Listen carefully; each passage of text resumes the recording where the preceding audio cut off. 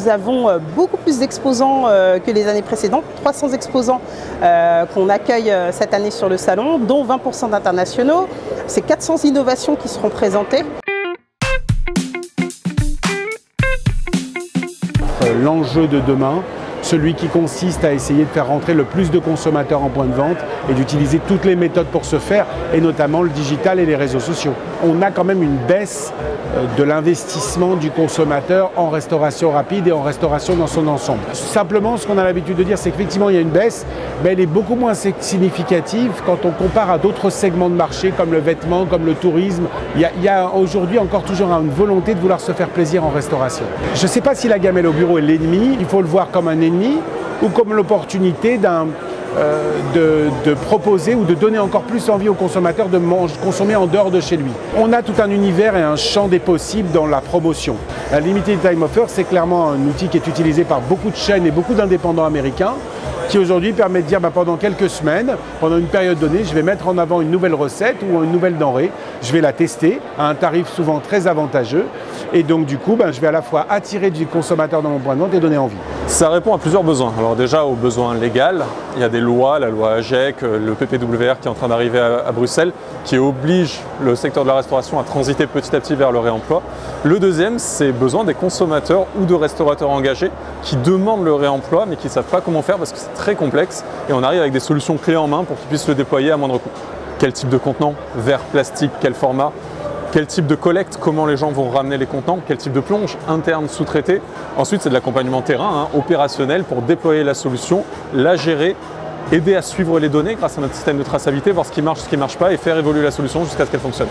C'est pas si compliqué que ça à mettre en place, mais en revanche, c'est vrai qu'il y a des saisons où le bar à salade, où nous on sert que de la salade, va être compliqué à rendre fun, mais on a des vraies solutions. Il y a des sujets de produits surgelés dont on parlait tout à l'heure, il y a des sujets de transformation de certains ingrédients pour pouvoir les consommer hors saison sous une forme différente. C'est long, mais c'est jouable. Le client perçoit ce côté local à travers ce tableau sans forcément le lire en détail. Donc c'est intéressant.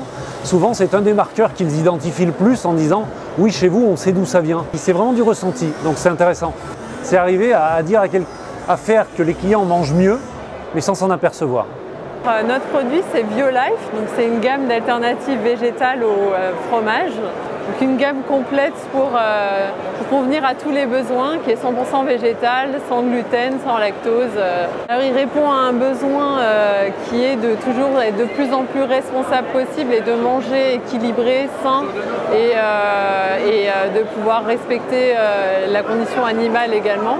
Alors les professionnels intéressés par nos produits, les restaurateurs, les boulangers, pâtisseries, toutes les personnes qui proposent du snacking. On a plutôt un produit, nous, et une clientèle qui est plutôt à la fois féminine, très majoritairement féminine, et plutôt orientée sur la bonne bouffe, la healthy food. On va même jusqu'à parler de produits fat, parce qu'on assume aussi d'avoir des produits fat. Non, on n'a pas moins de marge, au contraire, on améliore très largement nos marges, principalement sur les consommations de l'après-midi, puisque les boissons gourmandes, les boissons généreuses comme les freak shakes, les milkshakes, les donuts, qui sont des choses très garnies, très instagrammables, comme j'en parlais tout à l'heure, c'est des produits à très bonne marge. L'équilibre se fait bien et même est très positif pour Bagel Corner. Mais il faut avoir quand même en tête et une forme de sensibilité et admettre que il va falloir faire des services. Un service qui dure 2 heures, 3 heures, vous avez 250, 300 clients, c'est dur, c'est physique, c'est de l'anticipation, c'est de la persévérance, mais c'est un métier passionnant. Nous, c'est un petit peu un slogan, on dit boulangerie d'envie. Je veux être un lieu d'envie plutôt que de besoin. C'est pas chérie, on a besoin de pain pour ce soir, c'est chérie, va chez Mamat, parce que va chercher leur pain et j'ai envie de manger leur pain. Voilà, c'est un peu j'ai envie de venir chez Mamat Boulangerie plutôt que j'ai besoin d'aller acheter un produit. Voilà, en fait c'est ça l'objectif, c'est de répondre à un envie plutôt qu'à un besoin. En fonction des emplacements, si vous êtes en hyper centre-ville et que vous avez des gros loyers et que effectivement c'est un plus d'avoir une gamme de restauration du midi. Mais je ne crois pas que ce soit obligatoire. Moi je suis commerçant avant d'être artisan. Et à partir du moment où je suis commerçant, j'ai des personnes qui rentrent chez moi qui veulent des produits et des services. Et dans cette position-là, je m'autorise à faire tous les métiers.